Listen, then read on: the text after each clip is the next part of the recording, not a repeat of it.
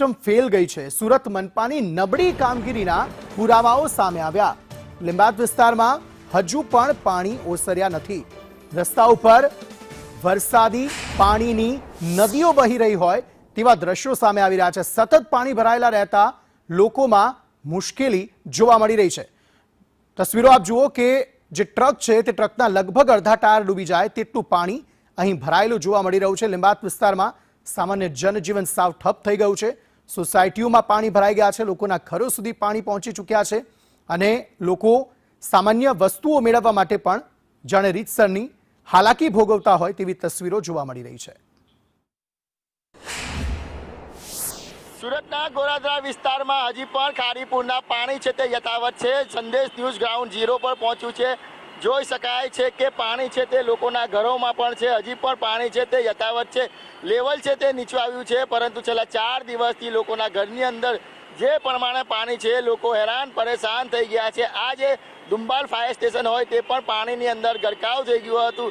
જે પ્રમાણે મીઠી ખાડી છે તે સતત ઓવરફ્લો થતી હતી, એના કારણે પાણી છે તે ઠેર ઠેર ભરાઈ ગયા હતા। ખાસ કરીને વાત કરીએ તો સુરત શહેરના જે નીચાણવાળા વિસ્તાર હતા, દુંબાલ હોય, ગોરાદરા હોય, ગીતાનગર હોય, તમામ વિસ્તારની અંદર પાણી ભરાવાની સમસ્યા છે તે જોવા મળી રહી છે। અત્યારે આપણે દુંબાલ ફાયર સ્ટેશનના જે દ્રશ્યો છે તે જોઈ શકાય છે કે ફાયરની ગાડીઓ છે તે પણ પાણીની અંદર ગરકાવ થઈ ગઈ છે। સાથે જ વાત કરીએ તો જે પ્રમાણે પાણી ભરાવાની સમસ્યા છે જેને લઈને અત્યારે જે કહેવાય કે ઠેર ઠેર ટ્રાફિક જામ સાથે સાથે લોકો હેરાન પરેશાન થઈ રહ્યા છે। અત્યારે હવે આ દ્રશ્ય તમને બતાવવા માંગીશ। લીંબાયત જે મહાનગરપાલિકાનું ઝોન ઓફિસ આવેલું છે તે આખો રસ્તો છે તે પાણીની અંદર ગરકાવ થઈ ગયો છે। છેલ્લા 3 દિવસથી જનજીવન છે તે અસ્તવ્યસ્ત થઈ ગયું હતું, થંભી ગયું હોય એ પ્રમાણેના દ્રશ્ય છે તે સામે આવ્યા હતા।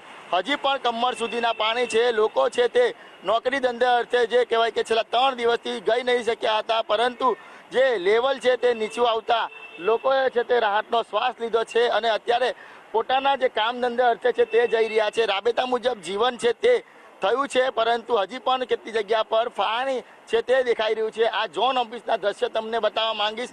લીંબાયત ઝોન ઓફિસ છે તે આખું પાણીની અંદર ગરકાવ થઈ ગયું હતું। લીંબાયત ઝોન છે તેના દ્રશ્ય છે જોઈ શકાય છે કે ઝોનની અંદર પણ પાણી છે તે દેખાઈ રહ્યું છે। કમર સુધીના પાણી છે તે ભરાઈ ગયા હતા, તો પણ મહાનગરપાલિકાના કર્મચારી અત્યારે આ પાણીની અંદર કામ કરવા પણ મજબૂર બન્યા છે, કારણ કે જે પ્રમાણે સુરત શહેરમાં પૂરની સ્થિતિ સર્જાય છે, ઠેર ઠેર પાણી ભરાય છે, ત્યારે તેમાંથી લીંબાયત ઝોન પણ બાકી નથી રહ્યું। એટલે સુરત શહેરમાં ઠેર ઠેર પાણી ભરાવાની સ્થિતિ છે તે જોવા મળી રહી છે અને આખું લીંબાયત વિસ્તાર હોય, ડુંબાલ હોય, ગોરાદરા વિસ્તાર હોય, તમામ વિસ્તારની અંદર અત્યારે પાણી ભરાવાની સ્થિતિ છે તે જોવા મળી રહી છે। મહત્વની અને રાહતની વાત એ છે કે ઉપરવાસમાં વરસાદનું જોર છે તે ઘટ્યું છે, એટલે ખાડીના લેવલ પણ નીચે આવ્યા છે। ક્યાંક ને ક્યાંક જે ખાડી કિનારે વસતા લોકો છે તેમણે અત્યારે રાહતનો શ્વાસ લીધો છે।